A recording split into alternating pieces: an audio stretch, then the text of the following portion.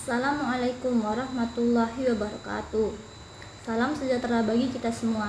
Salam, Om Swastiastu, Namo Buddhaya, dan salam kebajikan. Perkenalkan, nama saya Nia Utara Madani dengan NIM 2052311059 dari kelas 2A Agribisnis.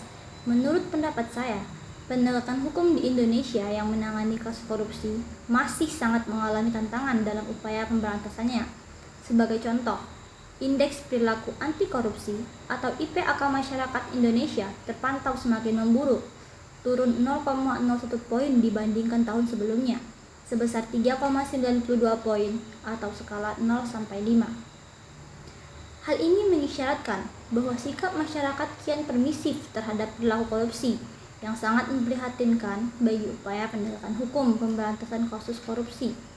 Tantangan penegakan hukum di Indonesia terdiri dari berbagai aspek, seperti kewenangan, inkonsistensi dalam penanganan kasus, intervensi politik, dan pengaruh oknum-oknum yang berkuasa. Kepolisian, kejaksaan, dan Komisi Pemberantasan Korupsi atau KPK berpotensi menyebabkan tumpang tindih kewenangan dan inkonsistensi dalam proses penegakan hukum. Selain itu, intervensi politik dan pengaruh oknum-oknum yang berkuasa seringkali juga menjadi faktor penghambat dalam proses penegakan hukum. Untuk memperbaiki situasi ini, diperlukan pemberantasan korupsi yang terintegrasi dari aspek masyarakat, seperti Komisi Yudisial dan Keadilan Sosial. Sistem peradilan pidana korupsi di Indonesia juga perlu dikembangkan secara optimal dan juga efisien.